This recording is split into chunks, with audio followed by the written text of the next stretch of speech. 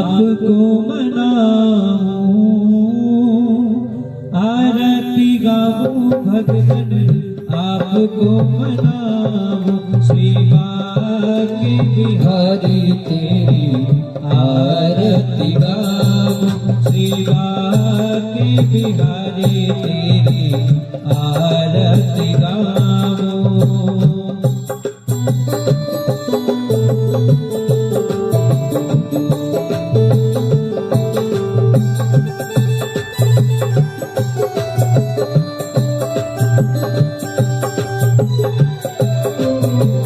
मोर मुकुट प्यारे शीश पे सोहे, मोर मुकुट प्यारे शीश पे सोहे।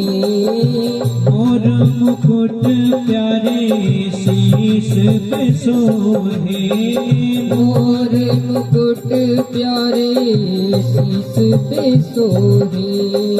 प्यारी बंसी मेरो मन मोहे, प्यारी बंसी मेरो मन मोहे।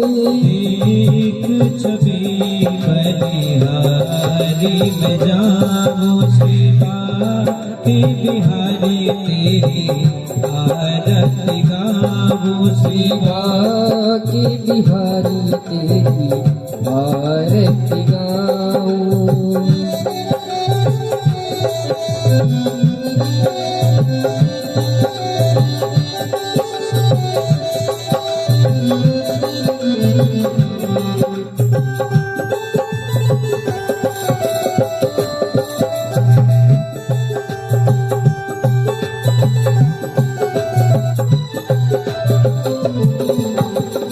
चरणों से निकली है गंगा प्यारी, चरणों से निकली है गंगा प्यारी। जिसने सारी दुनिया तारी, जिसने सारी दुनिया है तारी। उन चरणों में दर्शन पाऊं, श्री बांके बिहारी तेरी आरती गाऊं। दास अनाथ के नाथ आप हो, दास अनाथ के नाथ आप हो। दास अनाथ के नाथ आप हो, दास अनाथ के नाथ आप हो। सुख दुख जीवन प्यारे साथ आप हो, सुख दुख जीवन प्यारे साथ आप हो। हरि चरणों में मैं शीश झुकाऊं, श्री बांके बिहारी तेरी आरती गाऊं। श्री हरिदास के प्यारे तुम हो, श्री हरिदास के प्यारे तुम हो। मेरे मोहन जीवन धन हो, मेरे मोहन जीवन धन हो। एक युगल छप बलिहारी में जाऊं, श्री बांके बिहारी तेरी आरती गाऊं। आरती गाऊं भगवन आपको मनाऊं, आरती गाऊं भगवन आपको मनाऊं। श्री ब्रज बिहारी तेरी आरती गाऊं, श्री बांके बिहारी तेरी आरती गाऊं। कर्पूर गौरम करुणावतारम संसार सारम भुजगेन्द्रहारम सदा वसंतम हृदयारविंदे तव भवानी सहितं नमामि। त्वमेव माता पिता त्वमेव, त्वमेव बन्धो शस्त्रा त्वमेव, त्वमेव वेद्या त्वमेव, त्वमेव सर्वं मम देव देव, त्वमेव सर्वं मम देव देव।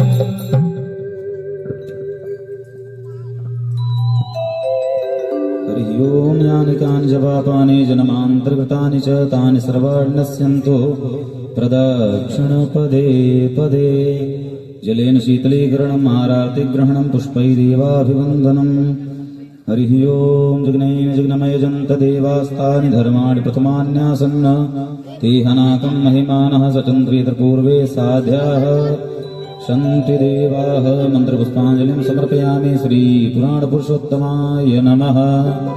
बोले वृंदावन बिहारी लाल सरकार की जय। श्री भागवत भगवान की जय। परम पूज्य श्री व्यास जी महाराज की जय। ओम नमः पार्वती पतये हर हर महादेव। सभी भक्तजन अपने यथा स्थान पर विराजमान हो जाएं। बंधु, यह भागवत कथा हम सभी को बहुत ही जन्म जन्मांतर कल्प कल्पांतर के जब हमारे यह पुण्य उदय होते हैं तब हमें यह भागवत अमृत श्रवण करने का लाभ प्राप्त होता है। जन्मांतरे भवेत् पुण्यम तथा भागवतम लभेत। महाराज श्री के श्री चरणों में यह प्रार्थना हम सभी को इस कथा अमृत का रसास्वादन करा के हमारे जीवन को कृतार्थ करें। जय श्री राधे श्याम, जय श्री सीताराम। महाराज श्री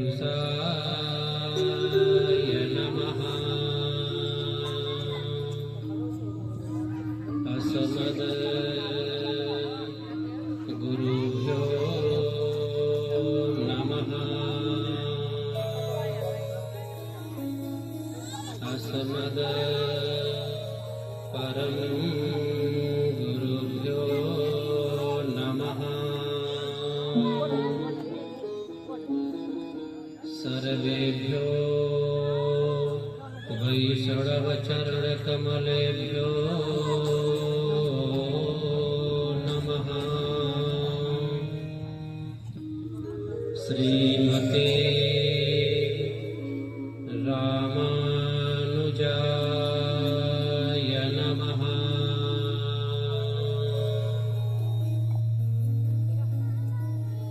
हरिः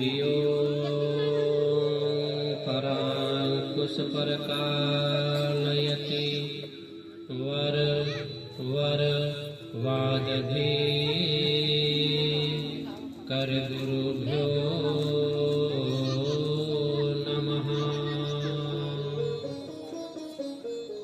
हरिः ओम तत्छुन्द्योरा वृणीमहे गातुं जज्ञाय गातुं जगत्यपतये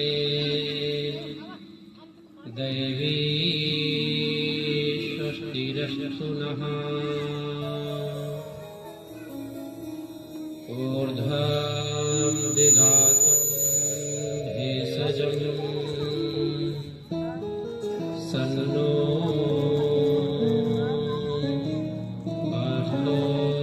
द्विपदे दशमं चतुष्पदे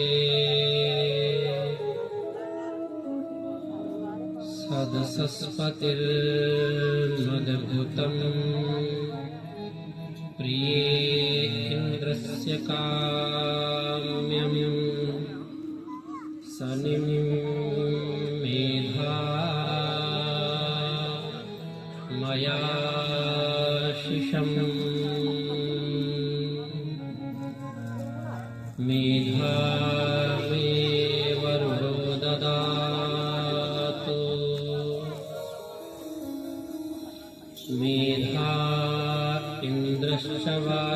च मेधाधाता ददातु मे सच्चिदानन्दरूपाय विश्वोत्पत्त्यादिहेतवे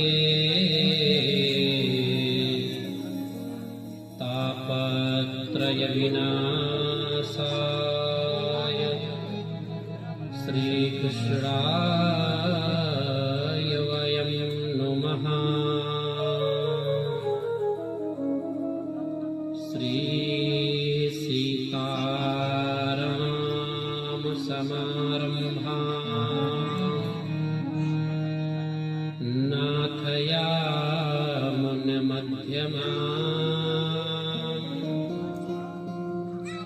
अस्मदाचार्यपर्यन्ताम् वन्दे श्रीगुरुपरम्पराम्।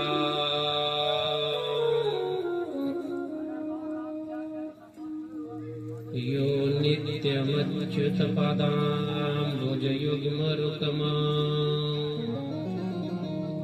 व्यामोहतस्तदितराणि तृणाय मेने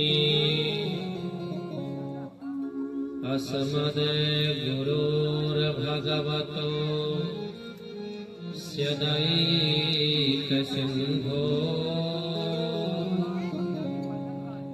रामानुजस्य चरणौ शरणं प्रपद्ये। अखण्डमण्डलाकारं व्याप्तमयेन चराचरम् तत्पदं दर्शितं येन तस्मै श्री गुरुवे नमः। कृष्णाय वासुदेवाय हरये परमात्मने प्रणतक्लेशनाशाय गोविन्दाय नमो नमः।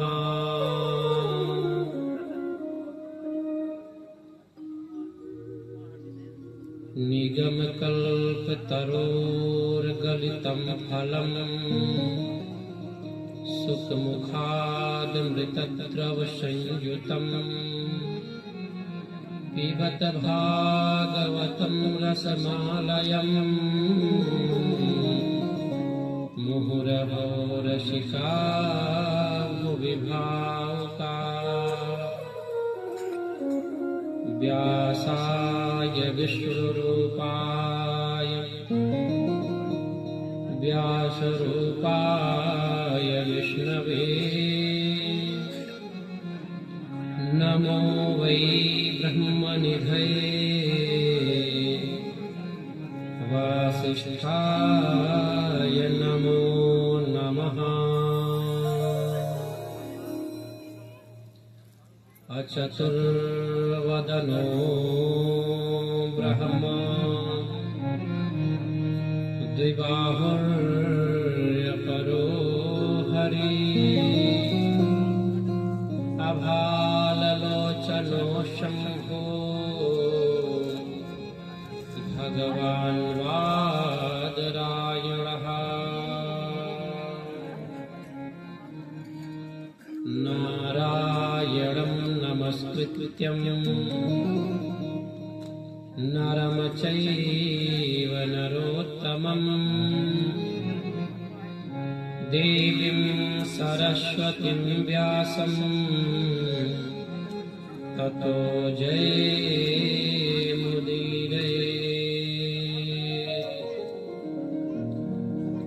व्यासाय विष्णुरूपाय व्यासरूपाय विष्णवे नमो नमो वै ब्रह्मनिधये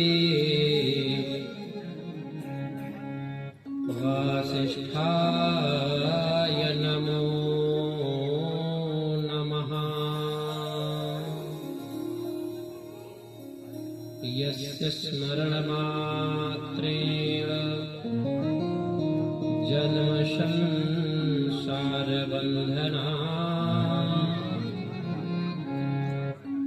विमुच्यते नमस्तस्मै विष्णवे प्रभविष्णवे। रामाय रामभद्राय रामचन्द्राय वेधसे रघुनाथाय नाथाय सीताया पतये नमः। स्वामिन् त्वदीयो चरणाब्जकेशरो सुशोभितौ राकनखावलीकुले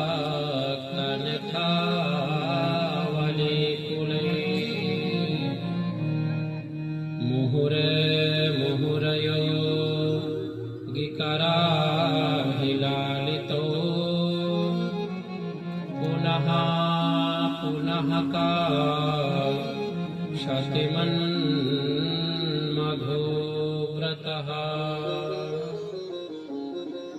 जय जय श्री राधारमण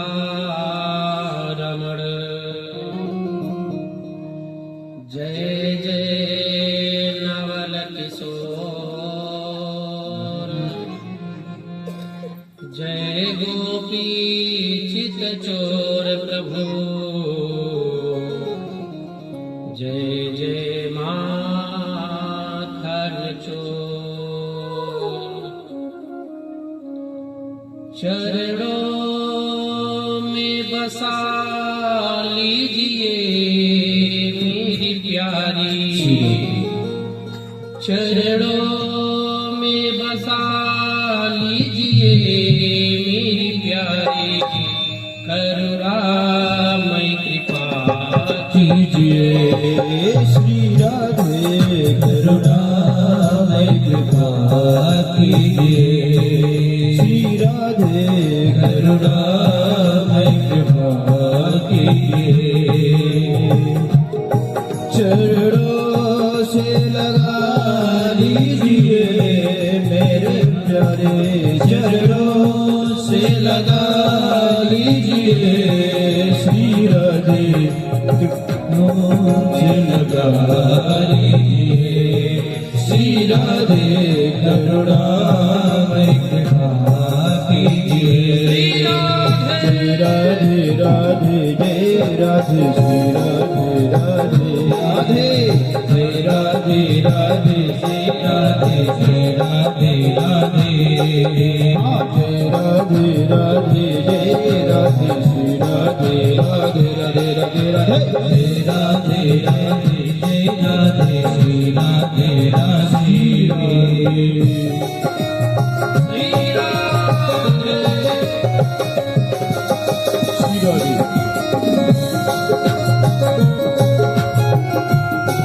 सभी भक्त भाव के साथ गाएं।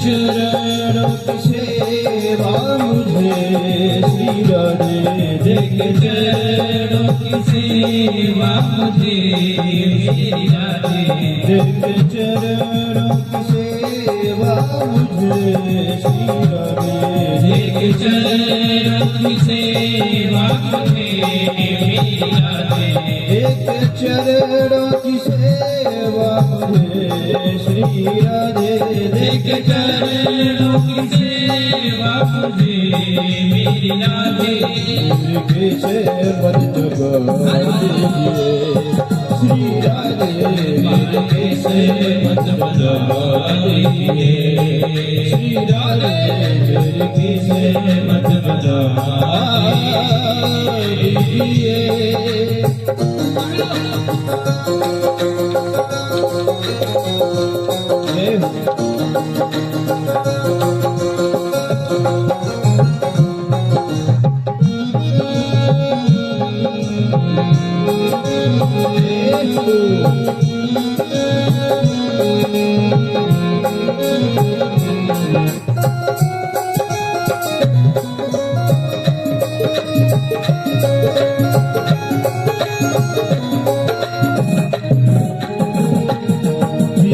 मुझे धरने आपसे श्री राधे बीच मुझे धरने आपसे श्री राधे बीच मुझे धरने आपसे श्री राधे बीच धारने आपसे श्री राधे बीच मुझे धरने आपसे श्री राधे बीच मुझे धरने आपसे श्री राधे पर नहीं अलग दीजिए श्री राधे पर नहीं अलग दीजिए श्री राधे पर नहीं अलग दीजिए जय राधे राधे जय राधे श्री राधे राधे राधे राधे राधे जय राधे राधे जय राधे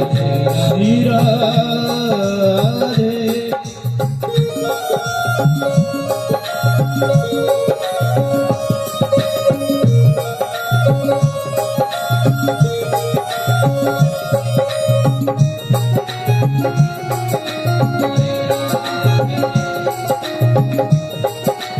जय हो जय श्री राधे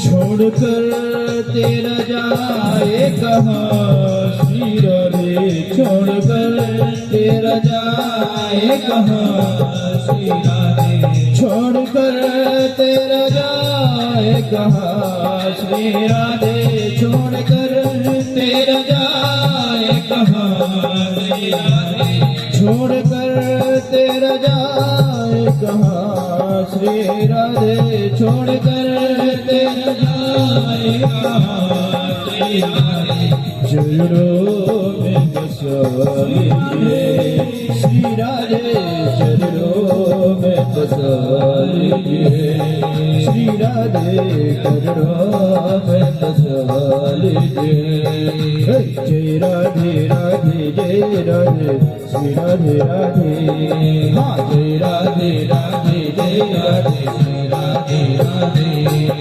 जय राधे राधे जय राधे श्री राधे राधे राधे राधे जय राधे राधे जय राधे श्री राधे राधे करुणामय कृपा कीजिए श्री राधे करुणामय कृपा कीजिए श्री राधे करुणामय कृपा कीजिए चरणों से लगा लीजिए श्री राधे चरणों से लगा लीजिए श्री राधे करुणामय कृपा कीजिए श्री राधे करुणामय कृपा कीजिए श्री राधे करुणामय कृपा कीजिए हाँ जय राधे राधे जय राधे श्री राधे राधे जय राधे राधे जय राधे श्री राधे राधे हाँ जय राधे राधे जय राधे श्री राधे राधे जय राधे राधे जय राधे श्री राधे राधे करुणामयी कृपा कीजिए करुणामय कृपा कीजिए श्री राधे कृपा कीजिए।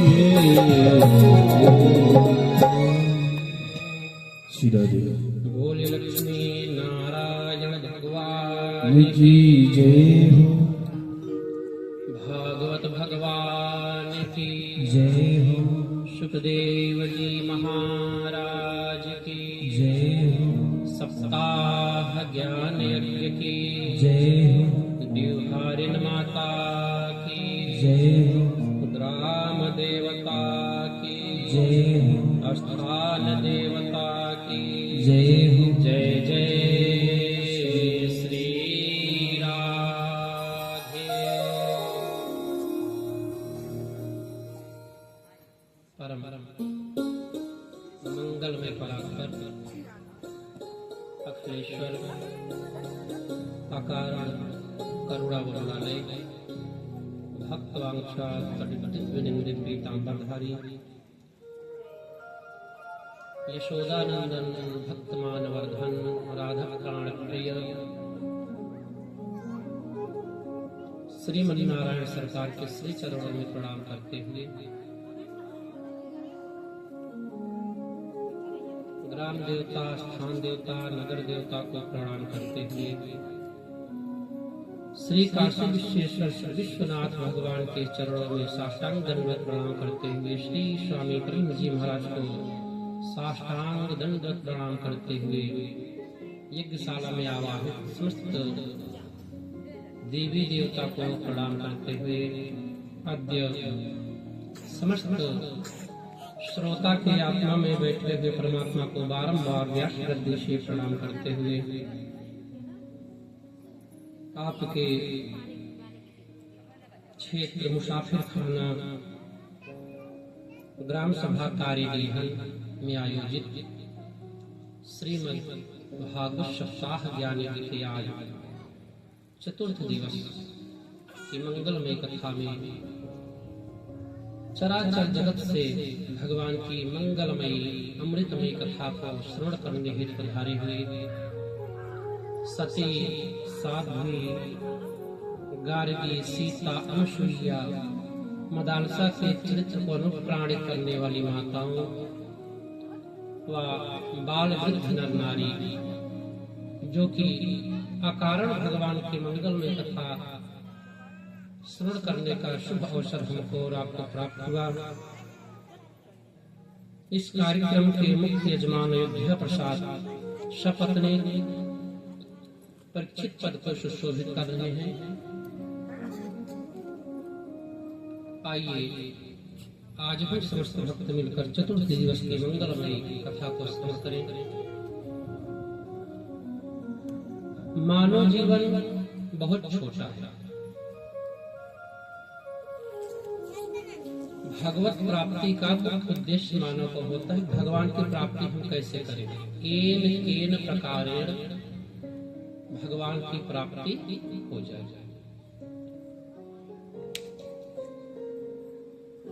लेकिन विचार यह होता है कि क्या करने से भगवान की प्राप्ति हो।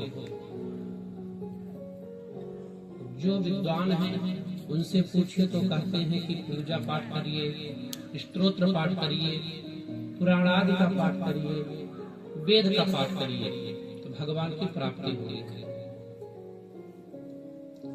लेकिन वेदादि का पाठ करना, पुराण का पाठ करना सबके लिए सुलभ नहीं है।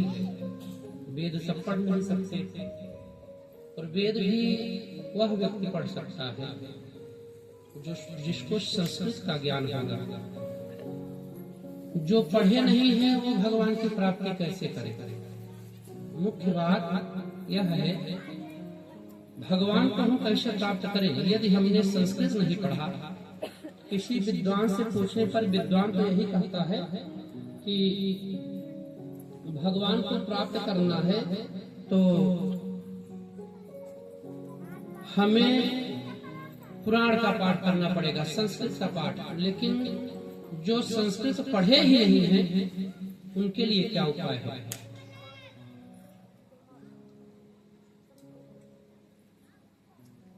कुछ लोग पूजा पाठ के द्वारा भगवान को प्राप्त करना चाहते हैं, कुछ वेदाज के द्वारा, कुछ तीर्थाटन के द्वारा एक बार समस्त चराचर जगत के जीव एकत्रित होकर पूज्यपाद गोस्वामी तुलसीदास जी महाराज के पास में गए।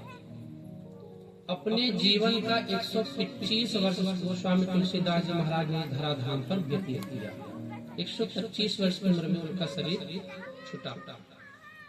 समस्त संत मिलकर उनके पास गए, महाराज आपके जीवन का अंतिम समय चल रहा है, आप अपने जीवन का कुछ अनुभव देकर जाइए, क्या किया जाए तो भगवान शीघ्रता से हमें प्राप्त हो जाए। गोस्वामी तुलसीदास जी महाराज ने कहा, दुनिया वालों, हमने एक ग्रंथ नहीं लिखा था, हमने हनुमान चालीसा से लेकर श्री रामचरितमानस का रचना किया। पूरे जीवन का निष्कर्ष हमारे यही निकला, भगवान को प्राप्त करने का जो उद्यम करेंगे पूरा जीवन बीत जाएगा, भगवान को प्राप्ति नहीं होगी। तब सभी संतों ने मिलकर कहा, महाराज यह बताइए तो क्या ऐसा उपाय किया जाए जिससे कि भगवान की प्राप्ति हो जाए, आप ही बता दीजिए। गोस्वामी तुलसीदास जी महाराज ने कहा, अल्पतो हि अवधि जीव तामे बहु सोच पोच, करवे को बहुत कुछ काह कीजिए। अरे दुनिया वालों, अल्पतो ही अवधि जीव, जीवन बहुत छोटा है, तामे बहु सोच पोच, आप सोचते हो क्या क्या करें और क्या क्या करने से भगवान हमें प्राप्त हो जाएंगे। अल्पतो ही अवधि जीव तामे बहु सोच पोच, करवे को बहुत कुछ काह कीजिए। आप विचार भी करते रह जाएंगे और जीवन बीत जाएगा। तो संतों ने कहा, महाराज तो आप बताइए। गोस्वामी तुलसीदास जी ने बताया, पारना पुराण को वेदहूं को अंत नहीं। अगर कोई कहे मैं पुराण का पाठ करूंगा तो सनातन धर्म में एक पुराण नहीं, मुख्यतः 18 पुराण है। 18 पुराण को पढ़ते पढ़ते समझते समझते जीवन समाप्त हो जाएगा। पारना पुराण को वेदहूं को अंत नहीं। वेद 4 है, चारों वेद को पढ़ना और पढ़ के समझना। वेद बहुत क्लिष्ट है, वेद के अर्थ को यद्यपि कोई वेदज्ञ समझ ना पाया तो वेद के अर्थ का अनर्थ हो जाता है। इसलिए पारना पुराण को वेदहूं को अंत नहीं, बाड़ी तो अनंत मन कहाँ दीजिए। कहाँ लेकर दौड़ोगे इस मन को? वेद पढ़े कि पुराण पढ़े और दौड़ते रह जाओगे। तो संतों ने कहा, महाराज कृपा करके आप बताइए, काव्य की कला अनंत, छंद को प्रबंध है बहुत। काव्य की कला अनंत, छंद को प्रबंध बहुत। राग तो रसील जन कहाँ पीजिए। हे भैया, कुछ लोगों ने कहा ठीक है वेद पुराण से भगवान की प्राप्ति नहीं होगी, मैं साहित्य पढ़ूंगा। तो साहित्य बहुत बड़ा है। बाबा ने कहा साहित्य 1-2 पुस्तक नहीं है, साहित्य अनंत साहित्य है, उसको पढ़ने में जीवन बीत जाएगा। काव्य की कला अनंत, छंद को प्रबंध बहुत। राग तो रसील जन कहाँ पीजिए। तो बताए महाराज एक शब्द में बता दीजिए क्या करें। तो गोस्वामी तुलसीदास जी महाराज ने कहा, ध्यान पूर्वक श्रवण कर लो क्या करना है। बाबा ने कहा, सब बातन को एक बात तुलसी बताय जात। जन्म जो सुधार चाहो राम नाम लीजिए। एक कार्य करना है, है क्या कहे सब बातन को एक बार तुलसी बताए जा जन्म जो सुधार चाहो राम नाम लीजिए। एक नाम भगवान का उतार लो कि भगवान का पावन नाम लेना है। यही राम नाम, कृष्ण नाम, केशव नाम, गोविंद नाम जपने से व्यक्ति का जीवन सुधर जाता है। इसीलिए गोस्वामी तुलसीदास जी महाराज ने कहा, दुनिया वालों अपने मन को भगवान के श्री चरणों में अर्पण करो और अर्पण करके और भगवान के पावन नाम का संकीर्तन करते हुए अपने जीवन को व्यतीत करो। राम नाम की भैया महिमा बहुत बड़ी है। एक बार भगवान श्री कृष्ण प्रातः काल उठे और भगवान के मुख से निकला हे राम। जब हे राम निकला, अर्जुन ने कहा, प्रभु मैं तो यह जानता था इस संसार में सबसे बड़े आप हैं। भगवान ने कहा, अर्जुन मैं भी किसी को भजता हूँ। भगवान के मुंह से निकला हे राम। भगवान ने कहा, अर्जुन राम नाम की महिमा बहुत बड़ी है, बहुत बड़ी है राम नाम की महिमा। अर्जुन ने कहा, प्रभु मैं कैसे विश्वास करूं राम नाम की महिमा बहुत बड़ी है। तब भगवान ने कहा, अर्जुन चलो मैं तुम्हें राम नाम की महिमा दिखाता हूँ। अर्जुन को लेकर भगवान चले। नगर के बाहर एक वट वृक्ष पर एक पक्षी का घोंसला था। भगवान ने कहा, तुम जाओ और इस घोंसले में जो जीव है उससे पूछो कि हमें राम नाम की महिमा बता दो। अर्जुन वृक्ष पर चढ़े और जाकर उस घोंसले में एक अंडा था जो अभी विकसित भी नहीं हुआ था। उससे अर्जुन ने कहा, हे पक्षी के बच्चे हमको राम नाम की महिमा बताओ। जैसे राम नाम शब्द पड़ा सुनाई पड़ा, वहाँ पर वह अंडा वहीं पर नष्ट हो गया। अर्जुन पेड़ से नीचे उतरे।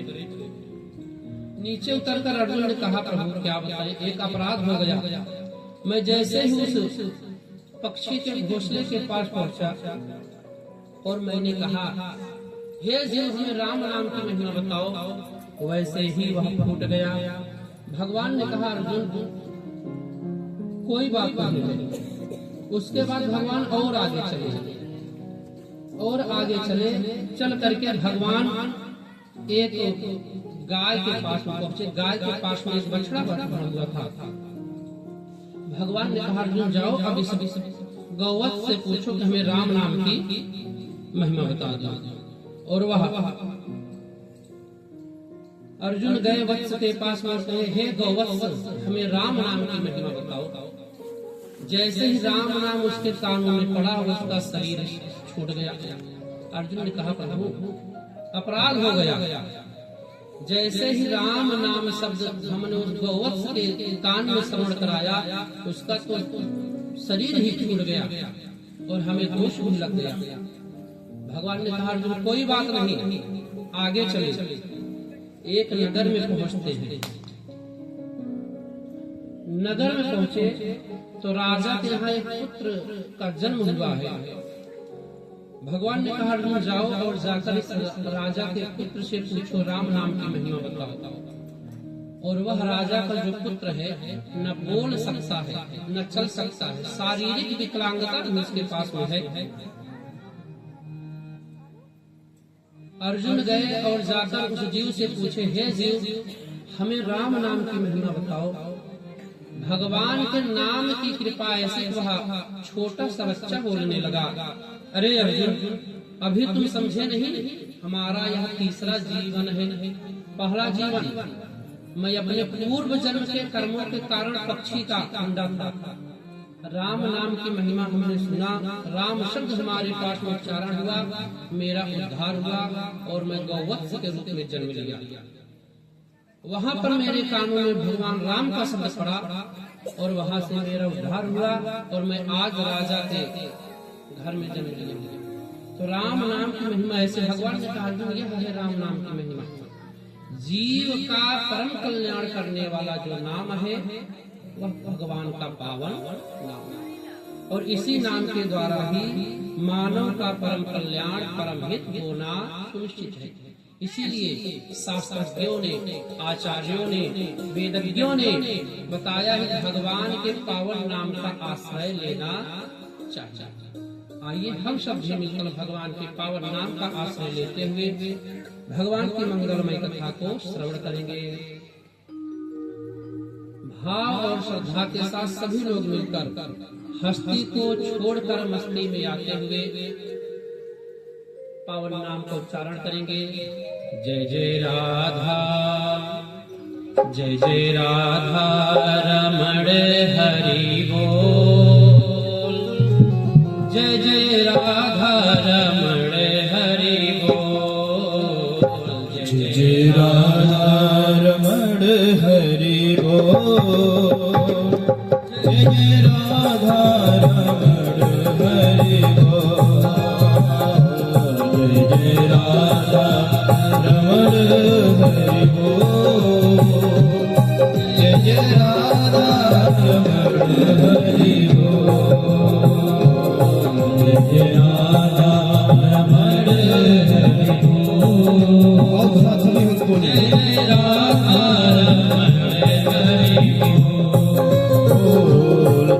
जय राधा रमण हरि बोल, जय जय राधा रमण हरि बोल, जय जय राधा रमण हरि बोल,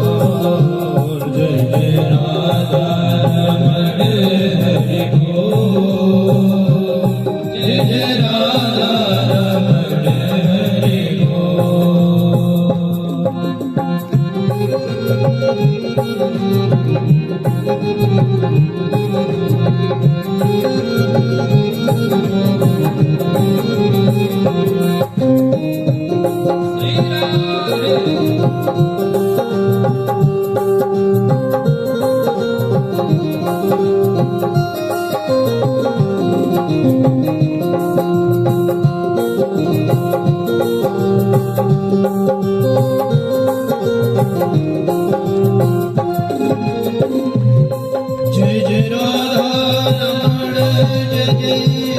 राधा रमण, जय जय राधा रमण,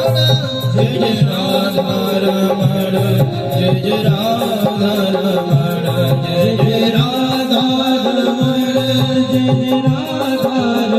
रमण, जय जय राधा रमण, जय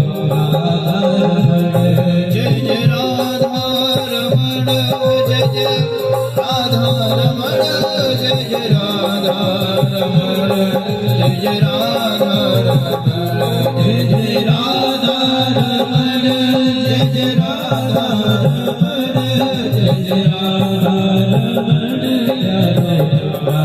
जय जय राधा रमण हरि बोल, जय जय राधा रमण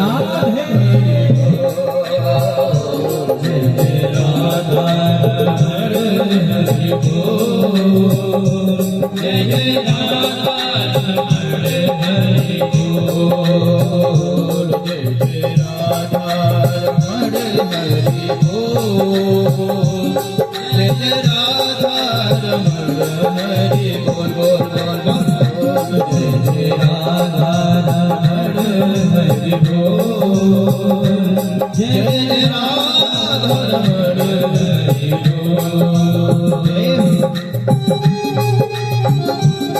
जय हो, क्या बात है।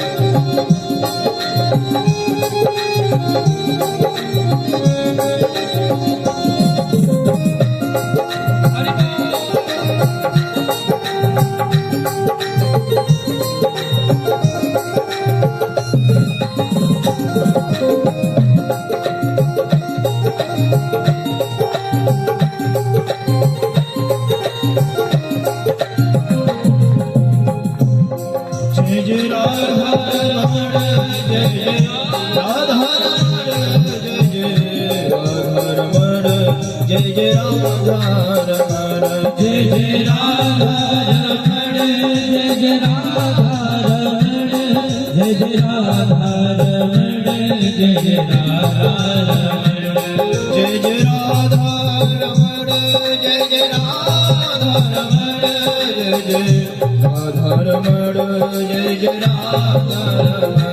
जय जय राधा रमण जय जय राधा रमण जय जय राधा रमण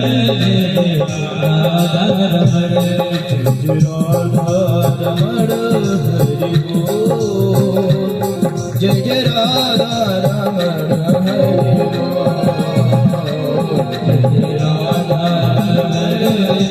बोल जय जय राधा रमण हरि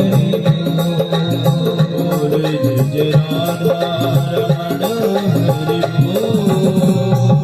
जय जय राधा रमण हरि बोल जय जय राधा रमण हरि बोल जय जय राधा रमण हरि बोल जय जय राधा रमण हरि बोल जय जय राधा रमण हरि जय जय राधा रमण हरि बोल जय जय राधा रमण हरि बोल जय जय राधा रमण हरि बोल जय जय राधा रमण हरि बोल जय जय राधा रमण हरि बोल जय जय राधा रमण हरि बोल जय जय राधा रमण हरि बोल जय जय राधा रमण हरि बोल जय जय राधा हरि बोल जय जय राधा रमण हरि बोल जय राधा रमण हरि बोल जय जय राधा रमण हरि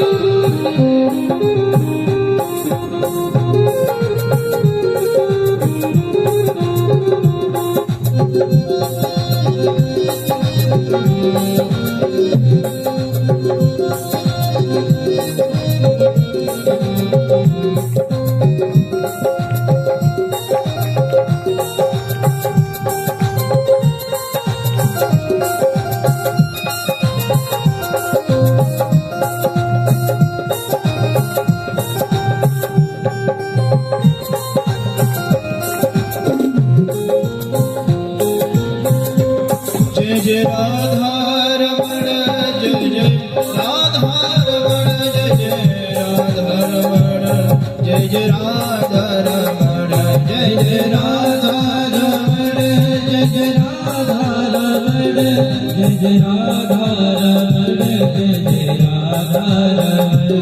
रमण जय जय राधा रमण जय जय राधा रमण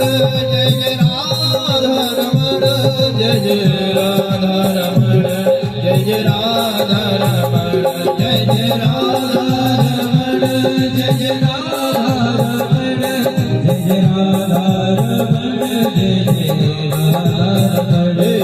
जय राधा रमण हरि बोल जय जय राधा रमण हरि बोल जय जय राधा रमण हरि बोल जय जय राधा रमण हरि बोल जय जय राधा रमण हरि बोल जय जय राधा रमण हरि बोल जय जय राधा रमण जय जय राधा रमण जय जय राधा रमण जय जय राधा रमण जय जय राधा रमण जय जय राधा रमण जय जय राधा रमण जय जय राधा रमण जय जय राधा रमण जय जय राधा रमण जय जय राधा रमण जय जय राधा रमण जय जय राधा रमण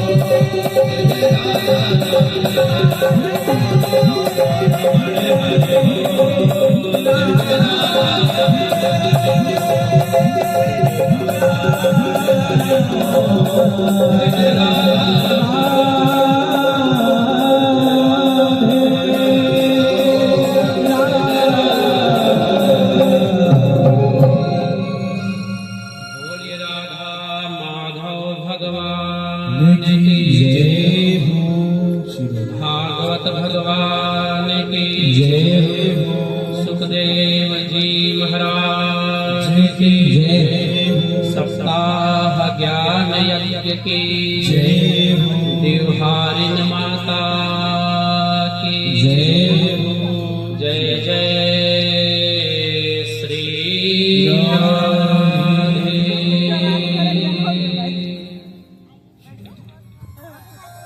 ना कामयेना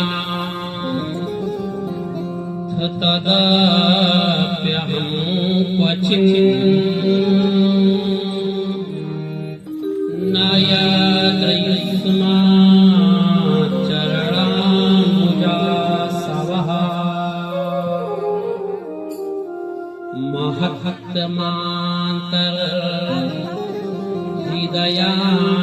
महत्तमान्तर्हृदयान्खच्युतो विधस्वकर्णा युतमे समे वरः। पूज्यपाद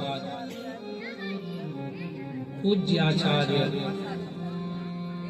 सुखदेव जी महाराज राजा परीक्षित को श्रवण कराते हुए बताते हैं राजन और नैमिषारण्य तीर्थ में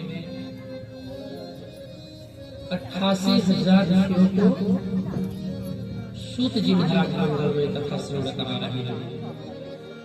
हरिद्वार में मैत्रेय मुनि विदुर जी को कथा श्रवण करा रहे हैं और यहाँ पर हम आपको कथा श्रवण करा रहे हैं। कल की कथा हम लोग कहाँ तक श्रवण किए थे, याद है किसी को? कहाँ तक हुआ था कल की कथा? सुनकर गए तो सब बोल गए। कल की कथा कहाँ तक हुआ था? सभी लोग आए हैं। इसीलिए कहा जाता है कि ध्यान पूर्वक कथा श्रवण करना चाहिए। किसी की याद है कहाँ तक? कुछ नहीं याद। अरे कल की कथा ध्रुव चरित्र तक हम लोग श्रवण किए ना। ध्रुव जी विमान पर बैठकर ध्रुव लोक में चले गए और आकाश में जाकर उत्तर दिशा में ध्रुव जी आज भी चमकते हैं। जिनका जल्दी जल्दी में विवाह हुआ होगा भी शीघ्र में शीघ्रता में आचार्य लोग जब विवाह संपन्न होता है तो ध्रुव तारा का दर्शन करवाते हैं। वही ध्रुव जी उत्तर दिशा में सदैव चमकते रहते हैं। तो कल की कथा हम लोग श्रवण किए थे ध्रुव जी के चरित्र तक। कैसे छोटे से ध्रुव जी 5.5 वर्ष में भगवान को प्रकट कर लिए। जब भगवान उनके सम्मुख प्रकट हुए तो बोल नहीं पा रहे हैं। क्या बोले भाई? 5 साल का बालक बोले तो क्या बोले? भगवान ने अपने शंख को उनके गाल से स्पर्श करा दिया। जब गाल से भगवान ने शंख को स्पर्श कराया ध्रुव जी को वेद वेदांग का ज्ञान हो गया। स्पर्श बाले कृपया कपोले। भगवान ने अपने शंख को ध्रुव जी के गालों में स्पर्श कराया और ध्रुव जी को वेद वेदांग का ज्ञान हो गया। उसके बाद ध्रुव जी ने बहुत सुंदर अद्भुत किया और कहा गया है कि जिसके ऊपर भगवान की कृपा हो जाए तो जिसके पास में पैर नहीं है वह भी पर्वत लांघ जाता है। आचार्यों ने कहा है मूकम करोति वाचालम पंगुम लंघयते गिरिम। क्या भगवान की कृपा होने पर क्या होता है? मूकम करोति वाचालम। मूक मतलब होता है जो न बोल पा रहा हो। आपकी भाषा में बताएं तो उसको गूंगा कहा जाता है। मूकम करोति वाचालम पंगुम लंघयते गिरिम यदि कृपा तमहं वन्दे परमानंद माधवम। भगवान की कृपा हो जाए तो गूंगा व्यक्ति बोलने लगता है, बोलेगा नहीं, बहुत ज्यादा बोलने लगता है। वाचालम पंगुम लंघयते गिरिम, और जिसके पास में पैर नहीं है पर्वत पर छलांग लगाने लगता है। पंगुम लंघयते गिरिम यदि कृपा, हे प्रभु आपकी कृपा, तमहं वन्दे परमानंद माधव। भगवान की कृपा हो जाए तो जो कोई भी कार्य करने में व्यक्ति सामर्थ्य नहीं है वह भी वह कार्य करने लगता है। तो ध्रुव जी 5.5 वर्ष की अवस्था में भगवान को प्रकट किए और स्पर्श वाले कृपया कपोले। भगवान ने देखा ध्रुव कुछ बोलना चाह रहा है लेकिन बोल नहीं पा रहा है। अब ध्रुव जी बोले तो क्या बोले? आकाश में बैठे बैठे सभी देवता देख रहे हैं। अरे ध्रुव कितना नादान है कि ध्रुव के सम्मुख भगवान आकर खड़े हैं, ध्रुव बोल नहीं पा रहा है। हमारे सामने भगवान आ जाए तो मैं तो वरदान की छड़ी लगा दो, भगवान हमको आप यह दे दीजिए, लेकिन ध्रुव कुछ बोल नहीं रहे हैं। सुखदेव जी महाराज हरिद्वार में शुभ काल में राजा परीक्षित को यह कथा श्रवण कराते हुए भगवान सुखदेव भी हंसने लगे और नैमिषारण्य सूत जी महाराज भी हंस रहे हैं। ऋषियों देखिए, ध्रुव के सम्मुख भगवान खड़े हैं। सशंख चक्रम सकरीट कुंडलम सफेद वस्त्रम शरशीरुहेक्षण सहरवाक्ष स्थल कौस्तुभाश्रियम् नमामि विष्णु शिरसां चतुर्भुजम्। शंख चक्र गदा वरमाला से सुशोभित भगवान को देखकर सभी हंस रहे हैं कि ध्रुव वरदान नहीं मांग पा रहा है। भगवान को सोचा ध्रुव कुछ कहना चाह रहा है लेकिन यह कह नहीं पा रहा, तो शंख का स्पर्श कराया तो ध्रुव जी ने बहुत सुंदर स्तुति किया। ध्रुव ने कहा प्रभु हमको कुछ नहीं चाहिए। भगवान ने कहा पुत्र मैं आया हूँ, कुछ मांग लो। ध्रुव ने कहा प्रभु हमें कुछ नहीं चाहिए। भगवान को पता है ध्रुव अपने पिता का राजगद्दी चाहता है, इसलिए भगवान ने कहा जाओ ध्रुव अब अपने पिता के राज्य का शासन करो। और जाते ही कान पाद ने ध्रुव को बिठूर का राजा बना दिया। यक्षों ने उत्तम का वध किया, अनायास ही ध्रुव ने बहुत से यक्षों का वध कर दिया। अंत में ध्रुव भगवान का स्मरण करते हुए ध्रुवलोक को गए। अपनी माता जी को साथ में लेकर मृत्योर मूर्धनि पदम दत्त्वा आरोहाद्भुतम महत। मृत्युदेव आकर विमान के सम्मुख खड़े हो गए और ध्रुव नहीं चढ़ पा रहे थे। मृत्यु ने अपने सिर को झुका दिया और उन्हीं के सिर पर ध्रुव ने अपने पैर को रखा और रखकर विमान पर चढ़ गए। आगे आगे उनकी माता सुनीत का विमान और पीछे पीछे ध्रुव जी का विमान ध्रुवलोक को चला गया। बहुत प्रतापी वंश है राजा उत्तानपाद का। इन्हीं ध्रुव के वंश में आगे चलकर इनके पुत्र पौत्रों में एक राजा हुए जिनका नाम पड़ा वेन। वेन बहुत ही दुष्ट है। वेन जब राजा बना तो वेन ने कहा अब हमारे राज्य में भगवान का पूजा पाठ बंद, ना यष्टव्यम ना दातव्यम भेरी घोष सर्वशः।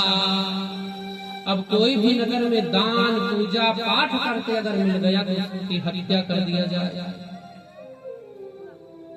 चंदन मिल जाए कोई लगाए हुए तो उसके चंदन को साफ कर दिया जाए। कोई शिखा सूत्र रखे हुए मिल जाए तो उसके शिखा को काट दिया जाता था। इतना भय हो गया बेन के नाम का। एक दिन ब्राह्मणों ने कहा इस बेन को मार डालो। सभी ब्राह्मणों ने मिलकर बेन को मार दिया। मंत्र बल के द्वारा बेन का वध कर दिया गया। अब ये बिना राजा के राज्य चले कैसे? इसलिए बेन के शरीर को मथ करके मथा गया तो उसके शरीर से एक प्राणी उत्पन्न हुआ जिसका नाम पड़ा निषाद वंश। बेन के शरीर से निषादंतः, और वह जाकर जंगलों में निवास करने लगा, इसलिए उसको निषाद वंश कहा गया। पुनः अपने शरीर का मंथन किया गया तो इस बार बेन के शरीर से एक सुंदर से पुरुष उत्पन्न हुआ। स्वयं भगवान नारायण ही पृथु महाराज के रूप में उत्पन्न हुए। पृथु महाराज ने राजपाट को संभाला। इतने प्रतापी राजा पृथु हुए। जब पृथु महाराज पृथ्वी पर हुए तो पृथ्वी पर जीवन बहुत ही कठिन था। कहीं पर पहाड़, कहीं पर पठार, कहीं पर नदी, तालाब, समुद्र ऐसे थे। पृथु महाराज ने पृथ्वी को सुसज्जित किया। पहाड़ों को उठाकर उत्तराखंड में रख दिया, पठार को उठाकर एक तरफ रख दिया, गांव बसाना पृथु महाराज ने प्रारंभ कर दिया। और इतना भजन किए 99 यज्ञ कर चुके थे पृथु महाराज, और 100वें यज्ञ कर ही रहे थे। इंद्र को लगा अगर 100 यज्ञ पृथु महाराज का पूर्ण हो गया तो पृथु महाराज इंद्र बन जाएंगे। इसलिए इंद्र ने उस यज्ञ के घोड़े को चुरा लिया। तो पृथु महाराज के पुत्र लोग गए और उस अश्व को लेकर पुनः आए और यज्ञशाला में बांध दिए। फिर यज्ञ प्रारंभ हुआ। 99वें यज्ञ चल रहा है, 100वां यज्ञ होने वाला है। इंद्र ने सोचा यद्यपि यज्ञ पूर्ण हो गया तो निश्चित है पृथु इंद्रासन पर बैठ जाएंगे। इसलिए इस बार वेश बदलकर इंद्र आया और यज्ञ के अश्व को ले जाकर अमरावती इंद्रलोक में बांध दिया। पृथु महाराज बहुत क्रोधित हुए। पृथु महाराज कोई साधारण नहीं, पृथु महाराज स्वयं भगवान के ही अवतार है। पृथ्वी को ठीक करने के लिए, पृथ्वी को सुसज्जित करने के लिए भगवान पृथु का अवतार हुआ। पृथु महाराज बहुत क्रोधित हुए। ब्राह्मणों ने कहा महाराज क्रोध मत करो, यज्ञ चल रहा है, पूजा पाठ यज्ञ में क्रोध नहीं करना चाहिए, नहीं तो उसका पाप लग जाता है। ब्राह्मणों ने कहा महाराज आप क्रोध मत करो।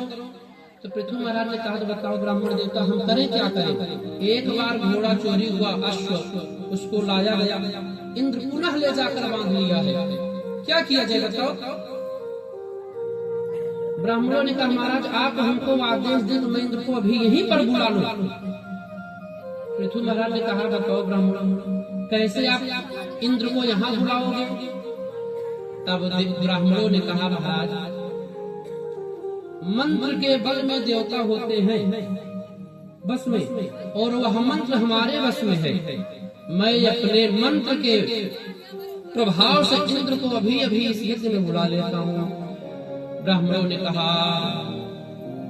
दैवाधीनम जगत् सर्व।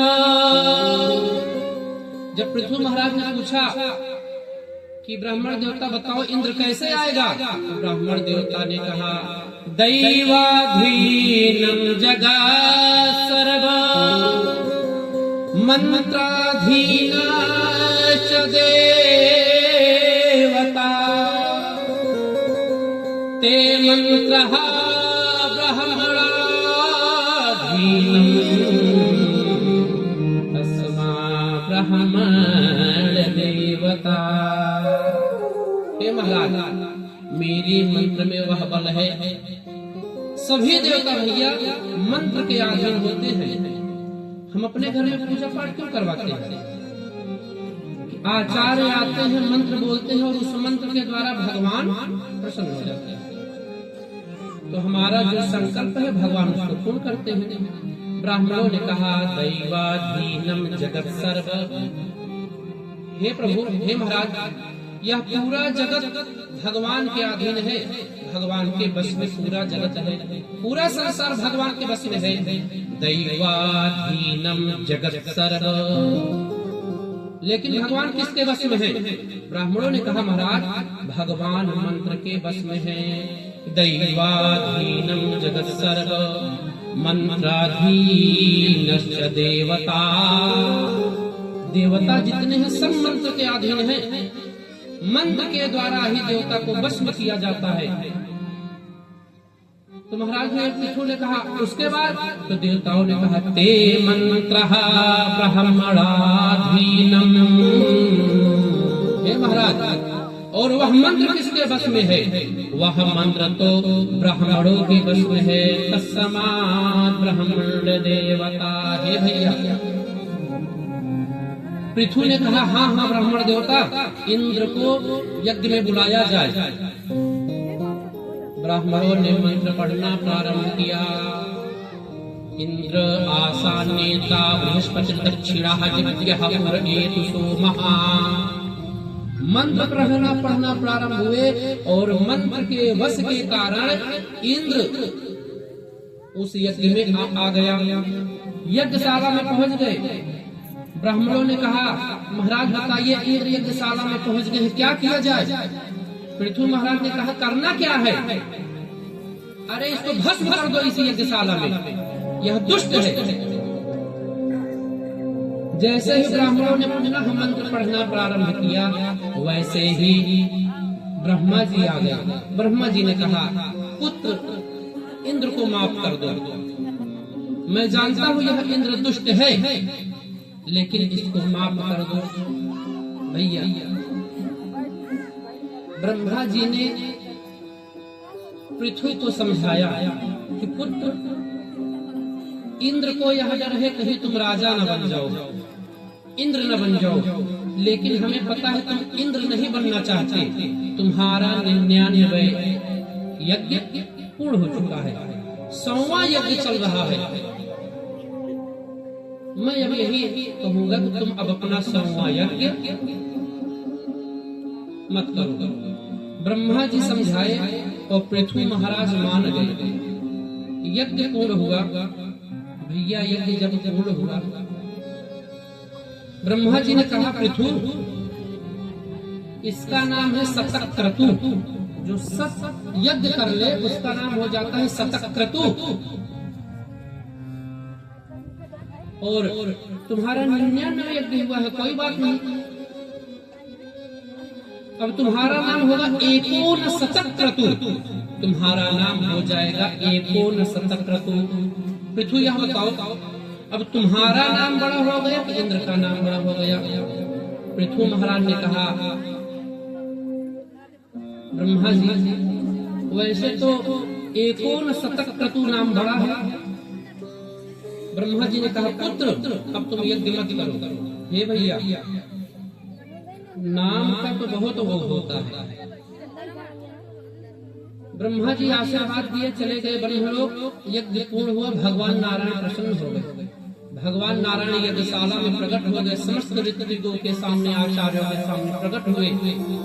ब्रह्मा जी ने कहा, नारायण ने कहा पृथु तुमने ब्रह्मा जी के वर को स्वीकार किया, ब्रह्मा जी के बात को माना है, इसलिए वरदान मांगो, क्या चाहिए? भगवान पृथ्वी जी ने कहा प्रभु हमें कोई वरदान नहीं चाहिए। ना मेरे मन में इंद्र बनने की इच्छा है, ना तो मेरे मन में राजपाट लेने की इच्छा है।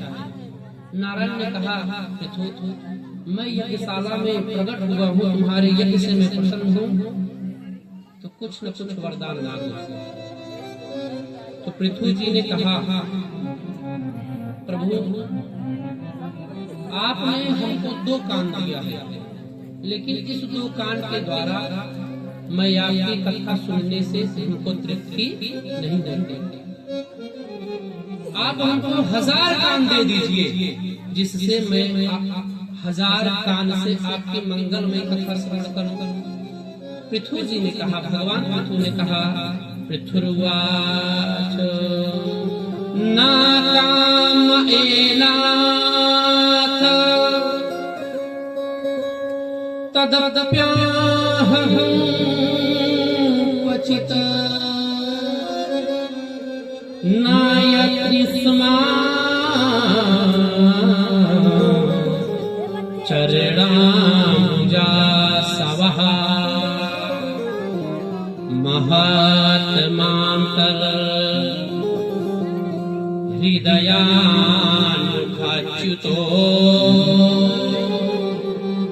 विधत्तां स्वकर्णा युतमे समे वरः। हे प्रभु, आप हमको 1000 कान दे दीजिए। 1000 कान के द्वारा मैं आपके मंगलमय कथा को सुनूंगा, तब हमारे मन को शांति प्रदान होगा। भगवान ने कहा, पुत्र 1000 कान दे दूंगा तो तुम कुरूप दिखोगे। अरे सबको 2 कान होता है, तुम्हारे शरीर में 1000 कान होगा। तो भगवान पृथु ने कहा, प्रभु कोई बात नहीं है, आप हमको 1000 कान दे दीजिए और उसी 1000 कान के द्वारा मैं आपका पूजा पाठ अर्चन करूंगा और आपकी मंगलमय कथा को श्रवण करूंगा। भगवान ने कहा, नहीं पुत्र, 1000 कान में दूंगा तो जहाँ जाओगे जो देखेगा कहेगा बहुत कुरूप पृथु लग रहा है, पूरे शरीर में कान ही कान हो जाएगा। तो पृथु ने कहा, प्रभु फिर दूसरा वरदान दे दीजिए। दूसरा वरदान महाराज पृथु ने मांगा, जग जनन्याम जगदीश। हे प्रभु, अब आप हमको वह स्थान दीजिए, यह बताइए कि माता लक्ष्मी आपके पैर का संवाहन एक बार में एक पैर का करते हैं, दोनों पैर का? भगवान ने कहा, पृथु लक्ष्मी जी तो मेरे एक पैर का संवाहन एक बार में करती है। संवाहन मतलब होता है दाबना, पैर दाबना को संवाहन करते हैं। गोस्वामी तुलसीदास जी महाराज ने भी संवाहन शब्द का प्रयोग किया। तो बताए प्रभु, आप हमको एक पैर माता लक्ष्मी जी दाबती रहती है, एक पैर हमको दे दीजिए, एक पैर मैं आपका दबाया करूंगा, जैसे कि आपसे हमारी निकटता सदैव बनी रहे। पृथु जी ने कहा, जगत जनन्यम जगदीश वैशम स्यादेव यत् कर मणिनः समाहितम। भगवान हंसे। भगवान ने कहा, पृथु तुम तो ऐसा वरदान मांग रहे हो जिसमें तुम हमारे पास 24 घंटे ही रहो। भगवान पृथु ने कहा, हाँ हाँ प्रभु, मैं यह चाहता हूँ कि आपकी कृपा हमारे ऊपर सदा बनी रहे। बहुत सुंदर संवाद हुआ भगवान पृथु जी का और भगवान श्रीमन नारायण का। भगवान ने पृथु को आशीर्वाद दिया, उपदेश दिया, बहुत कुछ ज्ञान विज्ञान की बातें, खगोल भूगोल की बातें भगवान श्रीमन नारायण से पृथु महाराज ने पूछा और बताए। पृथु महाराज ने भगवान की भक्ति को पाया। भगवान ने कहा, इसका मतलब तुम हमारी भक्ति प्राप्त करना चाह रहे हो, तुम्हें पाद संवाहन करने का अवसर चाहिए, इसके मतलब पृथु तुम हमारी भक्ति चाहते हो। पृथु जी ने कहा, हाँ हाँ प्रभु, मैं आपकी भक्ति चाहता हूँ। इस प्रकार भगवान ने पृथु को अपनी भक्ति दिया। भक्ति प्राप्त किए पृथु जी। प्राप्त करने के बाद पृथु जी अपने राजपाट को देखने लगे। सुखदेव जी महाराज ने बताया, राजन पृथु जी का जो वंश था बहुत ही अच्छा वंश था। परीक्षित ने कहा, प्रभु अब आप हमको कृपा करके यह बताइए कि जो मनु और शत्रुपा के 5 पुत्र थे, 3 कन्या 2 पुत्र, आपने सबकी कथा श्रवण करा दिया। अब उनके एक पुत्र है प्रियव्रत। प्रियव्रत की कथा आप हमको श्रवण कराइए। प्रियव्रत जी ने कैसे राज्य किया? तब सुखदेव जी महाराज कहते हैं, प्रियव्रतो भागवतः आत्मा रामः कथं मुने गृहे रमतयन् मूलः कर्मबन्धः पराभवः।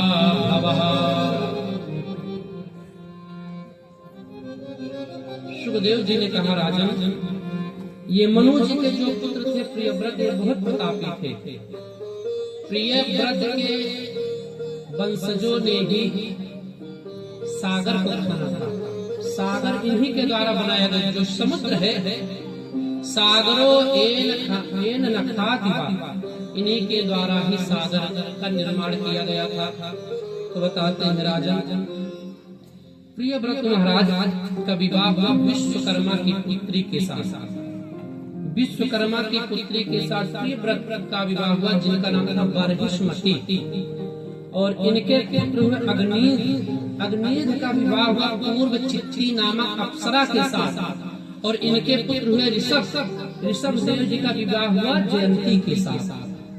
जयंती के साथ इनका मंगलमय विवाह हुआ। तो एक बार इंद्र और ऋषभ देव जी का युद्ध हो गया। जब युद्ध हुआ तो इंद्र उसमें पराजित हुए, तो अपनी पुत्री जयंती का विवाह ले आकर ऋषभ देव जी से कर दिए। ऋषभ देव जी भगवान के इतने बड़े भक्त थे, अरिमा गरिमा महिमा लगिमा जितने भी अष्ट सिद्धियां हैं सब ऋषभ देव जी के पास आती और कहती कि आप हमको स्वीकार कर लो। लेकिन ऋषभ देव जी घर परिवार छोड़ दिए, घर द्वार छोड़ दिए कि हमको अब किसी भी प्रकार का कोई शक्ति अर्जन नहीं करना है। ऋषभ देव जी के 100 पुत्र ऋषभ देव जी के थे। 100 पुत्र में 81 पुत्र निकल गए कर्मकांडी पूजा पाठ करवाने वाले। 9 पुत्र इनके हो गए नवद्वीप के राजा। उसके बाद 9 पुत्र इनके हो गए नव योगेश्वर और एक पुत्र जो सबसे बड़े थे उनका नाम था भरत। ऋषभ देव जी जब जंगल को जाने लगे तो ऋषभ देव जी ने कहा, पुत्र मैं अब राजपाट छोड़ रहा हूँ, मैंने अपना धन दौलत संपत्ति मकान सब तुम लोगों को दे दिया। अब हमारे पास में एक चीज बचा है, हमारा धर्म। सबों पुत्रों को बैठा कर ऋषभ देव जी ने कहा, हमारे धर्म को कौन स्वीकार करेगा? तो सबों पुत्रों में भरत जी खड़े हुए। भरत जी ने हाथ जोड़कर कहा, पिताजी आपके धर्म को मैं स्वीकार करूंगा। भरत जी धर्म को स्वीकार किए और भरत जी राजा बन गए। जीवन का अंतिम समय आया। जब अंतिम समय भरत जी का आया, अपने पुत्र को राजा बनाकर चले गए जंगल कि चले जंगल में कुछ भगवान का भाव भजन हो। तो जंगल पहुंचे, भाव भजन चालू किए। गंडकी नदी के तट पर बैठकर पूजा पाठ कर रहे हैं।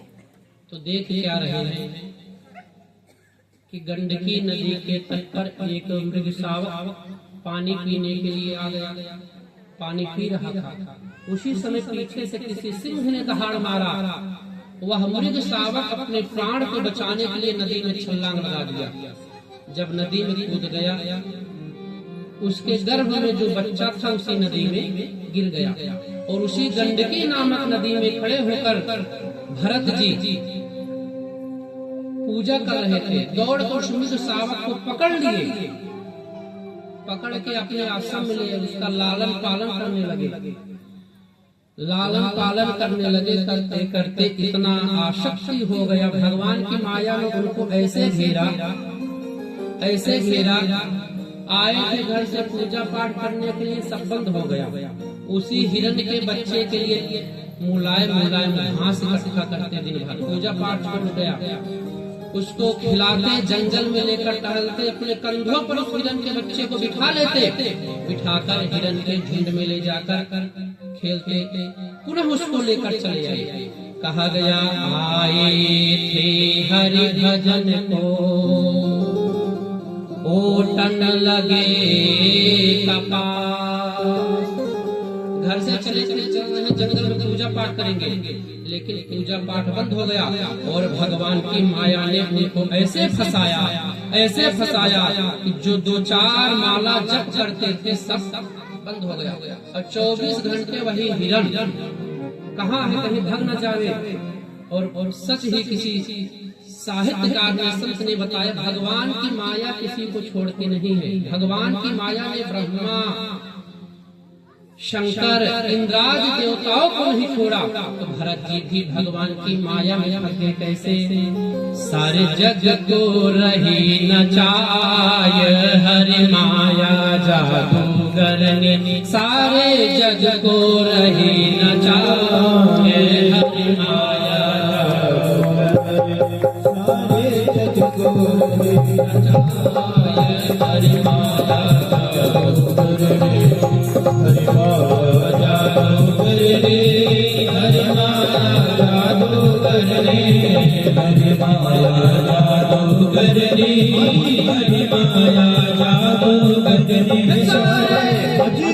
सारे जग को ही न जाए, हरि माया जादूगर में सारे जग दूर ही न जाए, हरि माया जादूगर में जगत के न जाए, हरि माया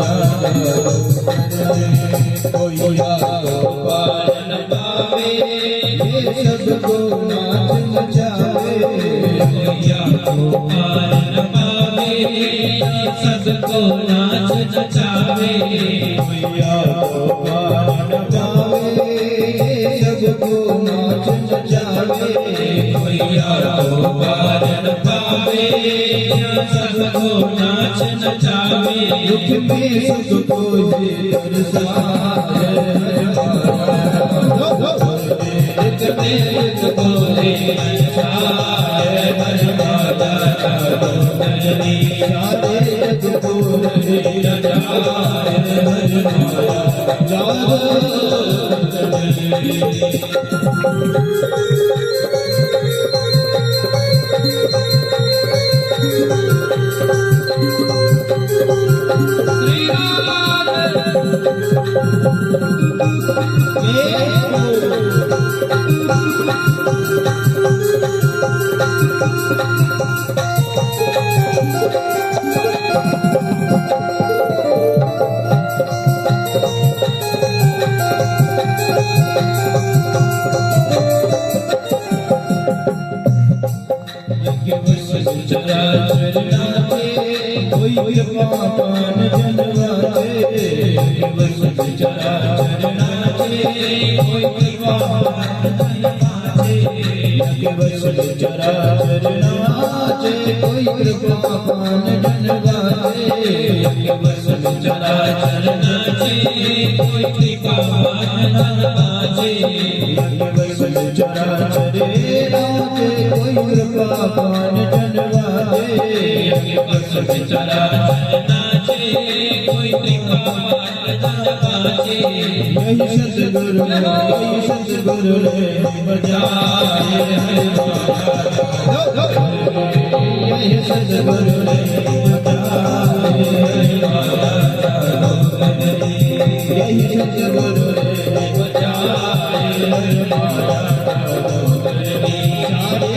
सतगुरु ने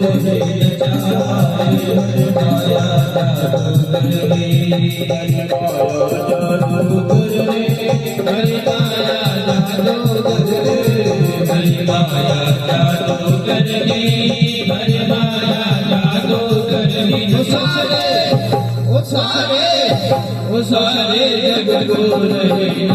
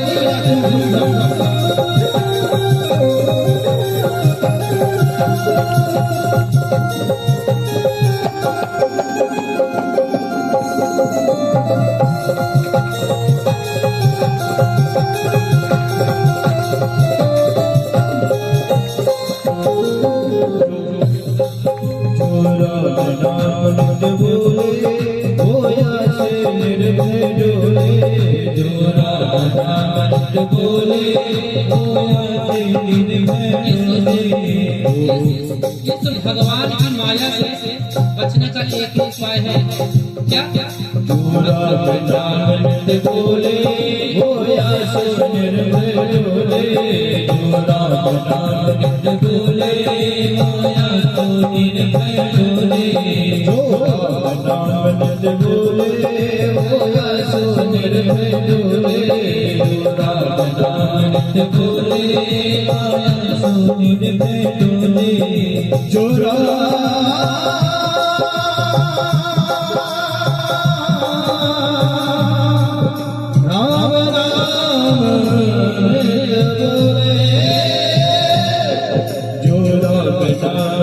बोले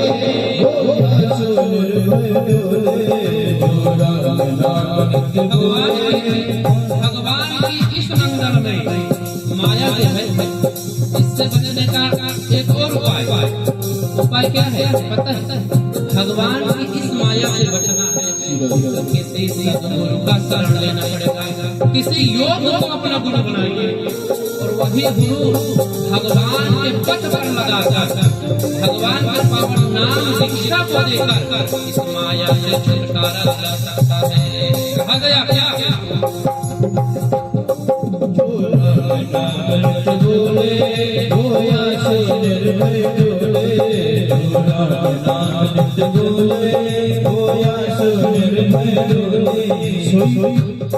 सोई गुरुवर ले बचाए हरि माया, सोई गुरुवर ले बचाए हरि माया हरि माया जादू कर ले, हरि माया जादू कर ले, हरि माया जादू कर ले, हरि माया जादू कर ले, हरि माया जादू कर ले, हरि माया जादू कर ले, हरि माया जादू कर ले। सारे जग को ले जाए हरि माया, सारे जग को ले जाए हरि माया जादू कर ले, सारे जग को ले जाए।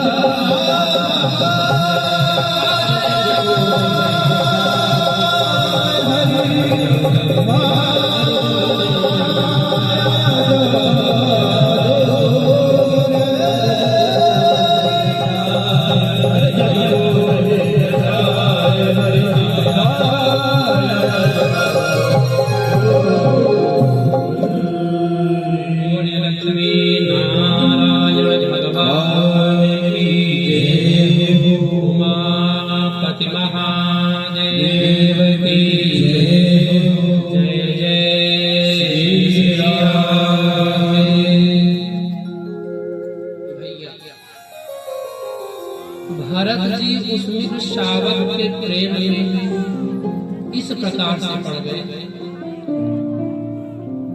कि 24 घंटे उसको अपने नेत्रों के सम्मुख रखते, जब तक बच्चों को तब तक ठीक, धीरे धीरे वह मित्र शावक बड़ा हो गया। एक दिन उसने क्या देखा, आश्रम के आसपास बहुत से मित्र शावक टहल रहे हैं और वह भी भरत जी का मित्र शावक उसी के झुंड में चला गया। भरत जी आश्रम पर लौट कर आए तो मित्र शावक को खोज रहे हैं। मित्र शावक आश्रम में है नहीं, वह कहीं दूर चला गया। भरत जी उस मृग शावक को पूरे जंगल में खोज रहे हैं। स्थिति ऐसे हुई, उसी मृग शावक के प्रेम में भरत जी का प्राण निकल गया। कहा गया मृग शावक के विषय में सोचते सोचते भरत जी का प्राण छूट गया। अगला जन्म क्या हुआ? अगले जन्म में भरत जी भी मृग बन गए। इसीलिए कहा जाता है अंते यह मति सागति। शास्त्र ने बताया, उपनिषद ने बताया, जीवन के अंतिम क्षण में जो व्यक्ति का विचार होता है वो वही बन जाता है। इसलिए कहा जाता है जीवन के अंतिम क्षण में भगवान का नाम लेना चाहिए। जब कोई व्यक्ति मरणासन्न हो जाता है, मरने वाला होता है, तो लोग उसके पास में खड़े होकर सीताराम राधे श्याम सीताराम करते हैं। और न कर रहे हो तो आप लोग सीख लीजिए।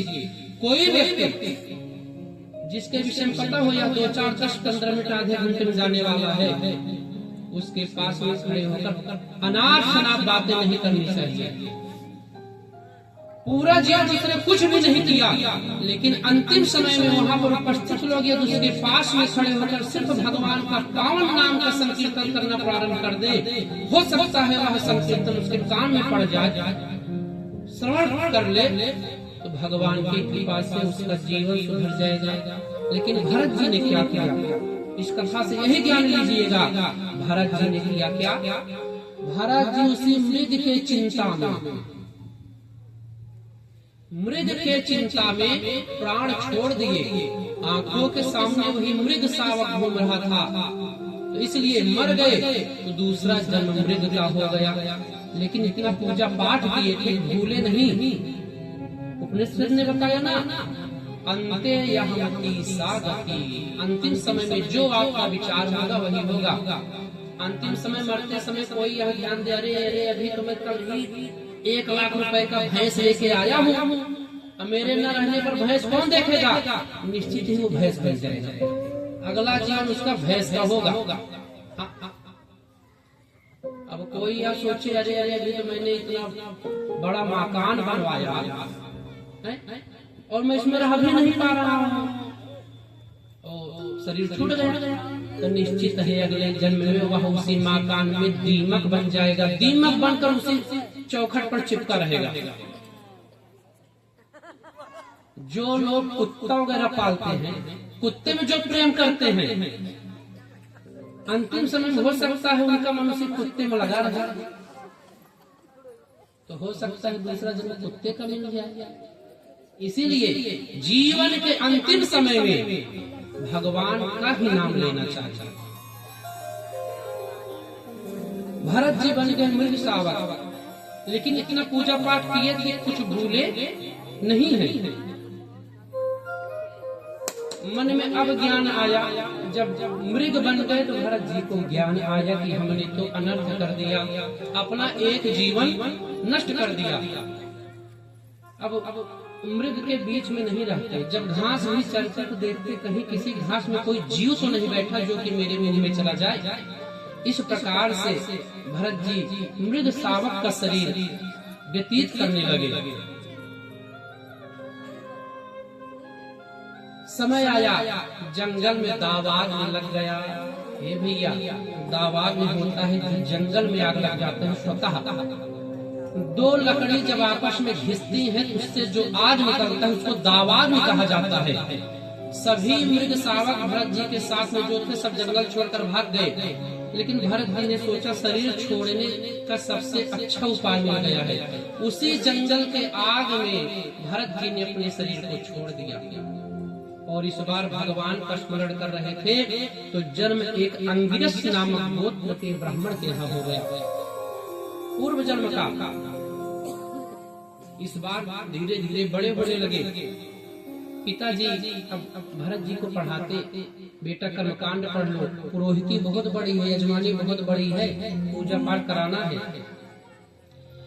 द्विजवर्ष प्रवरस्य समदम तपः, पढ़ाते भरत जी को कि कुछ पढ़ लेगा कर्मकांड वगैरह तो पूजा पाठ करावेगा, जो अपना यजमानी है इसको देखेगा। भरत जी के मन में आया कि अगर हम पूजा पाठ चालू किए पिताजी इसी में हमको फंसाई देंगे। इसलिए भरत जी से पिताजी ने कहा पुत्र गायत्री मंत्र सुनाओ, तो भरत जी ने गायत्री मंत्र नहीं सुनाया। पिताजी ने कहा पुत्र याद कर लो, सुनाओ।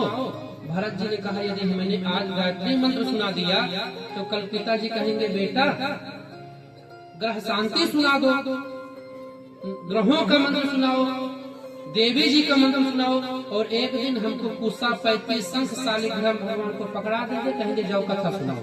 तो हो गया, जो मेरा उद्देश्य है वो पूर्ण नहीं होगा। इसलिए भरत जी ने गायत्री मंत्र नहीं सुनाया। पिता ने कहा जड़ है, जड़ जड़ मतलब मूर्ख। भरत जी को मूर्ख की संज्ञा मिल गई। अरे ये वही भरत जी हैं जिनके राज्य और शासन के कारण भारत का नाम, इस देश का नाम भारतवर्ष पड़ा। पहले इस देश का नाम था आर्यावर्त, आर्यावर्त नाम था। आर्यावर्त के बाद इस देश का नाम भारतवर्ष पड़ गया। इन्हीं के पूर्ण प्रताप शासन के कारण आर्यावर्त से भारतवर्ष पड़ गया। सुखदेव जी महाराज कहते हैं राजा, पिताजी ने भरत को जड़ की संज्ञा दे दिया और पिताजी कुछ दिन बाद शरीर छोड़कर चले गए भगवान के यहाँ। अब भाइयों ने क्या किया, भरत जी को घर से बाहर कर दिया। भरत जी घूमते टहलते हैं। एक दिन घूम टहल रहे थे, घूमते टहलते भगवान का भजन करते चोरों का सरदार है। माता भद्रकाली को के चरणों में प्रार्थना किया था कि मेरे घर में पुत्र जन्म होगा तो मैं नर बलि दूंगा। नर बलि देने के लिए कोई मिल नहीं रहा था, तो अपने सेवकों को आदेश दिया, जाओ कहीं से कोई पुरुष मिलन लेकर आओ। तो वह गया और इन्हें भरत जी को पकड़ लिया और पकड़कर लेकर आया, भरत जी को उपस्थित किया। और जैसे ही भरत जी को नर बलि देने के लिए तैयार किए, वैसे ही माता भद्रकाली प्रकट हो गई। दंदह्यमानेन वपुषा सहस्वच्चाट सैव देवी भद्रकाली। जैसे ही बलि देने के लिए तैयार हुए, वैसे ही सहसा चाट सैव देवी भद्रकाली, माता भद्रकाली प्रकट हो गई। और प्रकट होकर उन आतताइयों का माता भद्रकाली ने वध किया और उसके सिर से माता जी कंदुक क्रीड़ा करने लगे। उसके सिर को काटा और काटकर माता जी उसी सिर से गेंद खेलना प्रारंभ कर दी। सहजगौ ननर्त चापि जहार चसिरह कंदुक लीलया। उन डाकुओं के सिर को काटकर माता जी गेंद खेलने लगे। भरत जी ने माता जी का स्तुति किया और वहां से चल पड़े। आगे बढ़े तो अथ सिंधु सो वीर पते रहो गढ़ से प्रजत। भरत जी जा रहे हैं, सिंधु सौवीर देश का राजा रघुगढ़ कपिल भगवान से सत्संग करने के लिए जा रहा था। तो उसकी पालकी का कहार जो था होने वाला बीमार हो गया। उन्होंने क्या किया, भरत जी को भी पकड़ लिया, चलो अब तुम ही ढो। भरत जी पालकी को ढोने लगे। तो भरत जी जब चलते तो सोचते कि मेरे पैरों के नीचे कोई जीव न पड़ जाए, इसलिए भरत जी बहुत देख देख कर पैर रखते कि कोई चींटी चींटा इत्यादि कोई जीव मेरे पैर के नीचे दबे ना।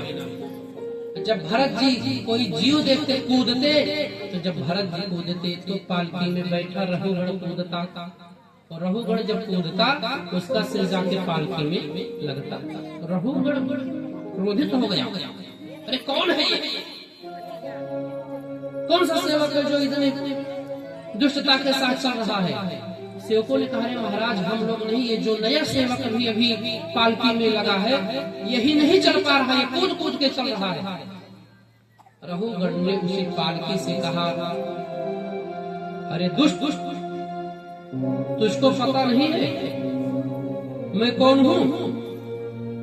तो रघुगढ़ ने कहा, तयोदितम व्यक्तम विप्रलाभम भर्तु समेस्य तद्वीर भारः।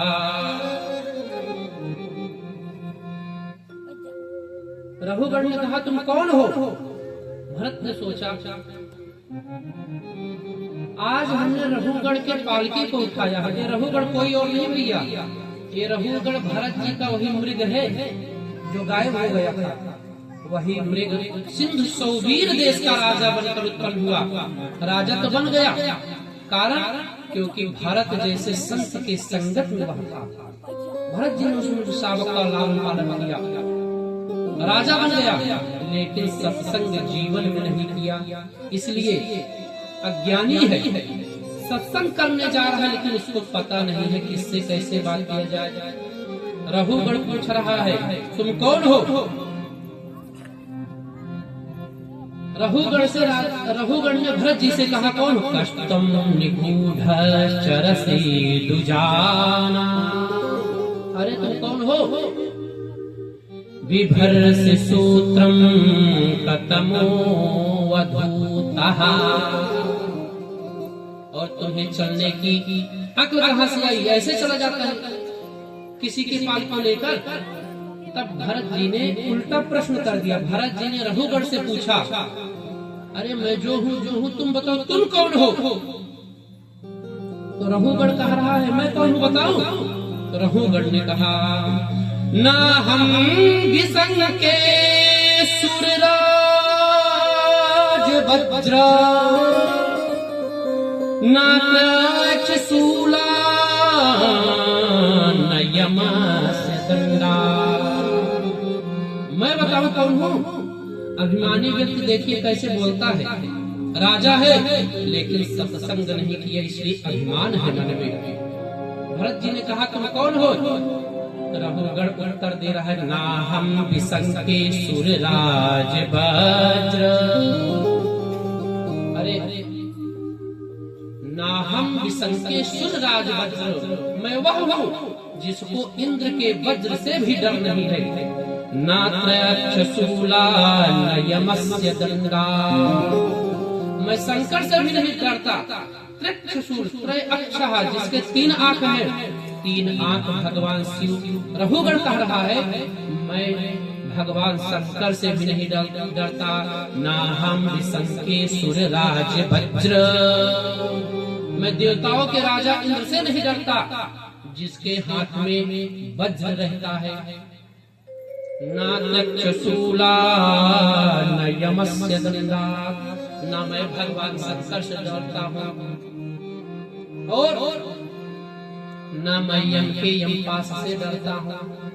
तो कह रहा है मैं डरता हूँ इस दुनिया में सिर्फ एक व्यक्ति से। देखिए भैया क्या बता रहा है रघुगण बता रहा है, नग्न सोमान लबीत पस्त्र चके भीषम ब्रह्मकुलावमाना।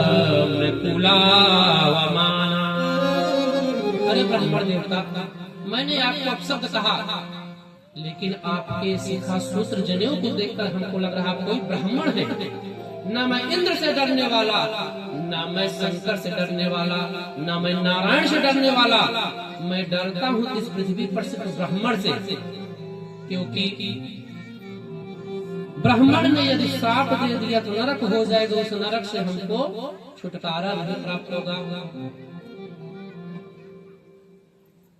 रघुगण पालकी के पर्दे को उठाकर देखा, भरत जी के शिखा सूत्र जनेऊ को देखकर अचंभित हो गया। तो कोई ब्राह्मण है, हमने इनको अपशब्द कहा और कूद पड़ा और कूद कर भरत जी के चरणों में गिर गया।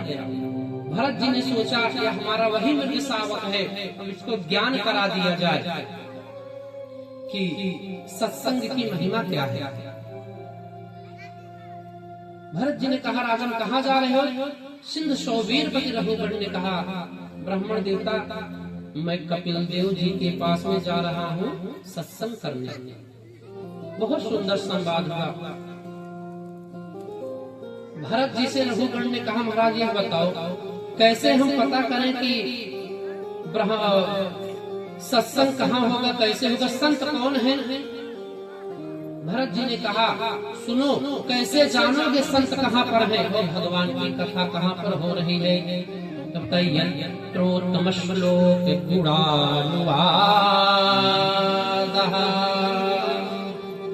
प्रश्नसूयते ग्राम्य कथा विघातः। राजन, जहाँ पर भगवान का कीर्तन हो रहा हो, जहाँ पर भगवान का कथा हो रहा हो, जहाँ पर भगवान का ग्राम्य कथा हो रहा हो, वहीं पर सत्संग करना चाहिए। समझिए, वहीं पर सत्संग। और जो संत अनाप शनाप इधर उधर की बातें न करे, सांसारिक बातें जो संत न करे, वही सच्चा संत है। भरत जी पहचान बता रहे हैं। रघुगण ने कहा, महाराज बताओ हम संत की पहचान कैसे करें।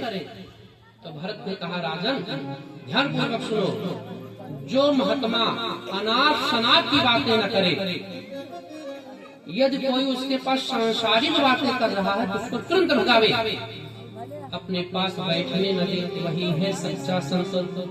जो 24 घंटे भगवान के ही श्री पावन नाम का उच्चारण करे, वैष्णव हो और किसी का अहित न समझे, किसी भी कायिक वाचिक मानसिक किसी भी स्थिति से कभी किसी का बुरा न देखे, न करना चाहे, वही है संत। हे भैया, संतों का स्वभाव होता है कभी किसी का बुरा करना नहीं चाहते।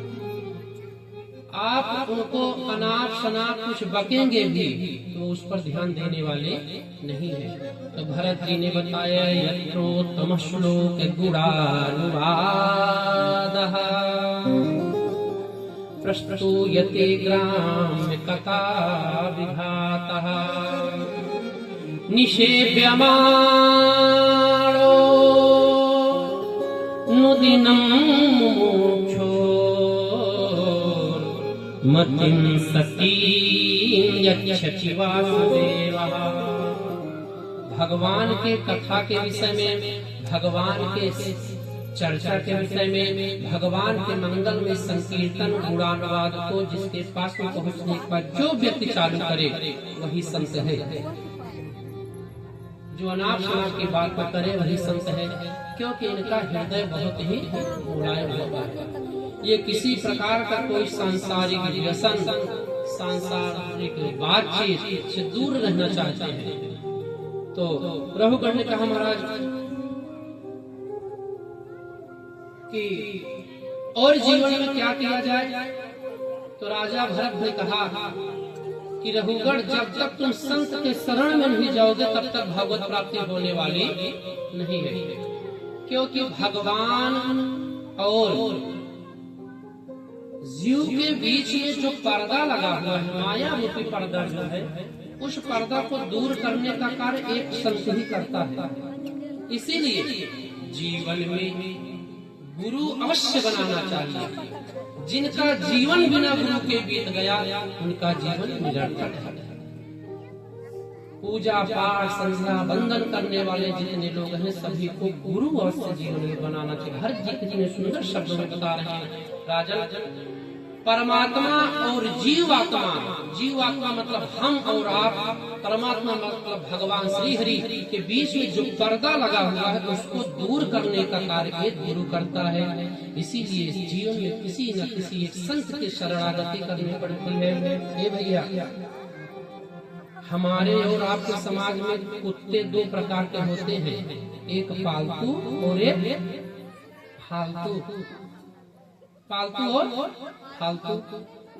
पालतू कुत्ते वो हुए जिनके गले में पट्टा पड़ जाता है ना, उसको एक बार मारने से पहले सोचना पड़ता है।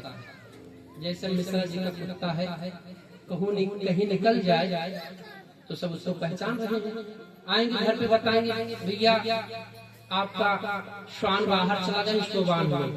वैसे कोई मारेगा नहीं, लेकिन फालतू हो तो बताने कोई नहीं है, धमक देंगे एक लाठी तुरंत, चाहे उसका प्राण ही निकल जाए। तो ऐसे कुत्ते दो प्रकार के, एक पालतू और एक फालतू। ऐसे हम और आप भी हैं। यह संसार, यह जीव भगवान का स्वान है। जितने बैठे सब भगवान के स्वान हैं। कबीर जी ने कहा है, कबीर जी ने बहुत सुंदर शब्दों में कहा, कबीरा पुतुआ राम के मोतिया मेरो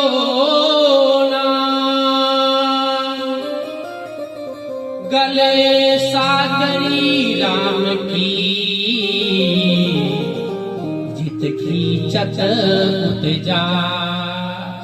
क्या बताए कबीर जी? ध्यानपूर्वक सुनो। कबीर जी ने बताया, जैसे पालतू कुत्ते के गले में पट्टा पड़ जाता है तो पालतू हो गया, वैसे ही जो गुरु शरण ले लिया, किसी संत का शरण लिया, तो उसके गले में तुलसी की माला पड़ जाती है, जैसे हम लोग पहनते हैं। तो राम नाम जिस दिन मिलता है उस दिन यह माला पड़ गया, यह हो गया क्या? पट्टा। कबीर जी ने कहा, दुनिया वालों ध्यान में रखो, कबीरा कुतुआ राम के मोतिया मेरो गले साकिरी राम की जित खींचत उत जा। हे भैया, जब तुलसी वाला कंठी पड़ गया गले में तो यमराज भी एक बार डर जाता है। अरे तो नारायण का चेला है, नारायण का स्वान है ये नारायण का स्वान है, इसलिए कोई भी प्रहार करने से पहले उसको सोचना पड़ेगा। एक सेठ जी थे, एक सेठ जी थे। सेठ जी का एक अपना किराने का दुकान था और वही पास में घर था। सेठ जी के दुकान पर एक कुत्ता प्रतिदिन आवे तो सेठ जी दुकान से कुछ निकाल कर बिस्किट वगैरह उसको खिला देते। उसकी आदत बन गई, प्रतिदिन आवे सेठ जी के दुकान के पास में बैठा रहे। सेठ जी भी भक्त आदमी, उसको कभी भगावे ना, कुछ खिलाते हुए पड़ा रहे तो किसी को हानि भी नहीं पहुंचा रहा था। एक दिन वह कुत्ता भैया कहीं घूमने गया और कुत्ता मर गया। अब जो देखे सब कहे भैया तो अमुक सेठ का कुत्ता है। जो दुकान पर आवे कहे सेठ जी आपका कुत्ता और रोड पर मरा पड़ा है। सेठ जी कहते भैया हमने कोई कुत्ता नहीं पाला है। फिर कोई आवे, अरे ये कुत्ता तो सेठ जी के दुकान के पास में रहता था, इसलिए जो आवे सेठ जी आपका कुत्ता मारा पड़ा है। दिन भर में 10 लोगों ने ऐसे कहा। सेठ जी ने सोचा अब सब कह रहे हैं इससे बढ़िया है चले उस कुत्ते को हम कहीं पर ठिकाने लगा दे, ले जाकर गाड़ दे, कहीं सुरक्षित कर दे। तो सेठ जी गए उस कुत्ते को सुरक्षित कर दिए। कारण कि वह सेठ के द्वार पर था। उसी प्रकार जब राम नाम दीक्षा मिल जाता है, जो मंत्र गुरु जी हमारे और आपके कान में फूंक देते हैं, तो हम भगवान के द्वार पर पहुंच गए और उसको इतना जपते हैं कि कभी न कभी तो भगवान को याद आवेगा ही। नहीं सुनेंगे फिर भी हमारे मंत्र जप के कारण, तप बल के कारण भगवान को कभी न कभी तो सुनना पड़ेगा ही। जैसे घर में बालक होते हैं, कभी शरारत किए, माँ 2-4 थप्पड़ मार के कमरे से बाहर कर दी, कमरा बंद कर ली, तो बालक कहीं जाता नहीं, वो बालक उसी कमरे के पास में बैठा रोता रहता है। 1 घंटे, आधे घंटे, 1.5 घंटे बाद वही माँ जो उस बालक को घर से बाहर की थी, उस बच्चे को पुनः घर में लेकर आती है। वैसे ही राम नाम दीक्षा भगवान का मंगल में नाम जप करने से भगवान एक न एक दिन अपना दरवाजा अवश्य खोलेगा। रघुगढ़ को भरत जी ने बताया राजा, संतों के चरणों में अपने जीवन को लगाना चाहिए। क्या संतन के संग लाग रे, संतन के संग लाग रे, तेरी अच्छी बनेगी। संतन के संग लाग रे, तेरी अच्छी संतन के संग लाग रे, तेरी अच्छी बनेगी। संतन के संग लाग रे, तेरी अच्छी बनेगी। अच्छी बनेगी तेरी किस्मत, अच्छी बनेगी तेरी किस्मत सजेगी। अच्छी बनेगी तेरी किस्मत सजेगी, अच्छी बनेगी तेरी किस्मत सजेगी। भाग रे, तेरी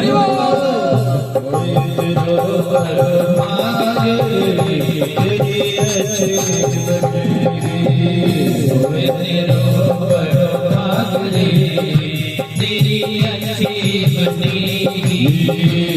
तन के संग लाग रे, तेरी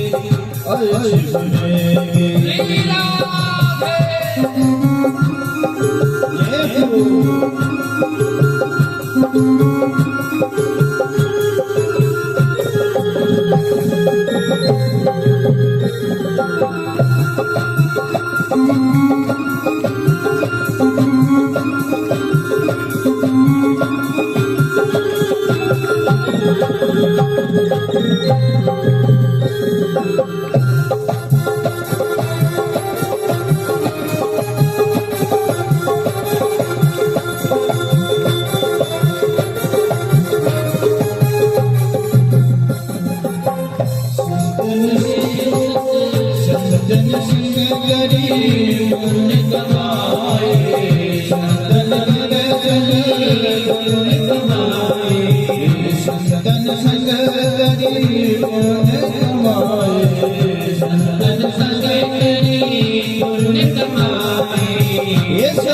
संग गरीब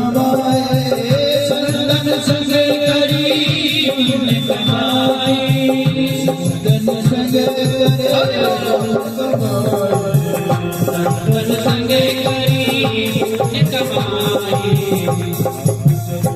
अनुराग रे अनुराग रे तेरी अच्छी बनेगी